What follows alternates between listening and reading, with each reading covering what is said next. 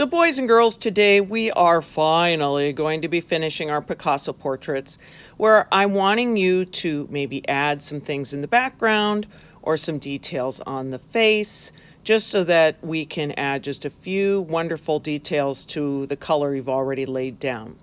So remember that you already have quite a bit of your artwork filled in, and you might be tempted to say, I'm done. But I still want you to look at it, and if your background is empty, you might want to consider adding a chair or adding a hat like we've seen at other times, just so that you have more things to be coloring in your background, in case, you know, that big blank area in the back is kind of staring at you like, what am I supposed to do with you? What I don't want you to do is to just go at it and to do some scribbly, scrabbly stuff. Some people have gotten a little bit like where they just want to be done, and they take one pastel and just start like scribbling all over the face. Please don't. Do you see how I'm taking just some different colors here, and I'm just adding a few different lines? I'm looking at Picasso's artwork for inspiration, and if you just add a few little details, it goes from being kind of interesting to being wow, and it's so simple. Here too, remember, if you use a complementary color, a color that's opposite from the other, on the color wheel, it will really pop.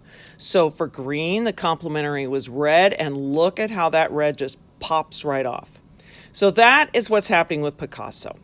Now, what I really want to talk about is my friend Rene Magritte. He is a surreal artist. He loved this kind of hat that's called a bowler hat, not because he went bowling, but that's just what that hat is called. And so you'll see him wearing a bowler hat in a lot of his paintings. But his paintings are surreal in that he has people doing things that you're like, what? If you look at this mirror, some kids have noticed that if you look in the mirror, you're supposed to see, can you figure out why this is surreal? If you're noticing that the reflection is the back of his head and not the front, you're right on. Here's another one that he painted. That painting is on an easel. That's something that holds a painting when someone's working on it. But take a look at what he did to make this surreal.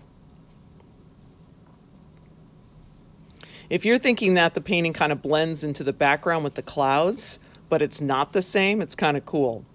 How would you like to have this self-portrait for breakfast? Kind of fun. Everything in that painting looks normal, and then when you get to the eyeball, you're like, what? Really, really fun. Here, Rene Magritte took the idea of a boat. But do you see what he did? If you're talking about the fact that the boat is covered with the waves, really cool. And this one is a real mind bender. It's, just look at it for a minute.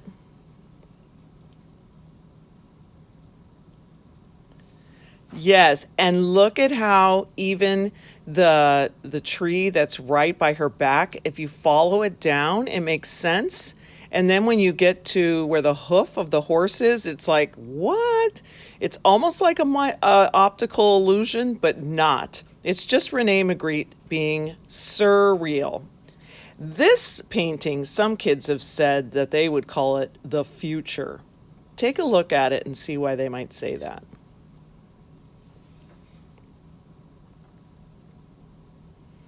If you're noticing that he's looking at an egg, but painting a bird, kind of interesting. Some kids even thought maybe if he was looking at a nail, he would be painting a house. Kind of fun. Well, Rene Magritte's most famous painting is called The Son of Man. And this was a self-portrait that he did of himself. And just because he was like, why do we always have to look at the face of a person in a self-portrait? He decided to put an apple right in front of his face. And it's one of his most recognizable paintings. What I'm going to be doing with you today is that we're going to be taking a photograph of you wearing a bowler hat and a suit and tie. Interesting. And then you are going to be drawing an apple and coloring it in for us to be able to put on your face. You're going to start with a circle, and then you're going to draw 4 leaves. We'll be able to tell you if your circle is too small. You're going to want that circle to fill up a lot of the bottom of your paper. Next, you're going to color it in with the lighter green oil pastel. You don't have to overthink it. Just lay some thick color down. All of that's going to get blended in a minute. Then you're going to take some darker green and put that around the right-hand side, and almost like you're making a crescent moon. And then you can go ahead and put some veins on your leaves. After that, you're going to be moving on to the white pastel, and you're going to notice that the white pastel is really great at blending. And this is because we want it to look like the apple on this side is much lighter, like the light is hitting it.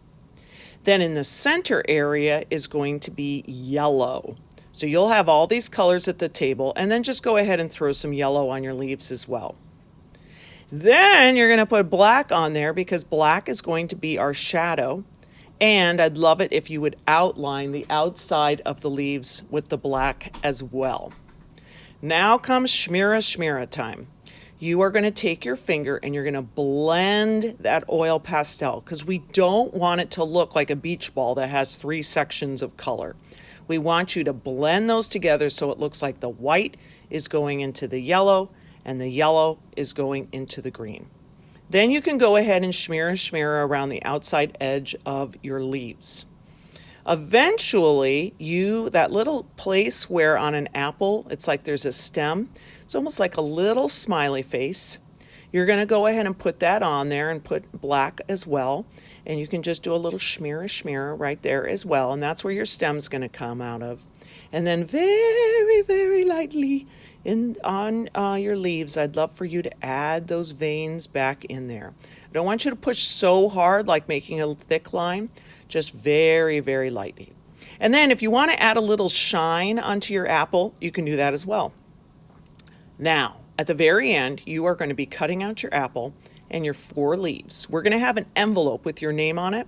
You're going to put all of your stuff into that envelope so it doesn't get mixed up with anybody else's. But can you believe how cool that looks? Like it literally looks like there's an apple on your table. At the very end, we'll put it over your face and we'll add the leaves together.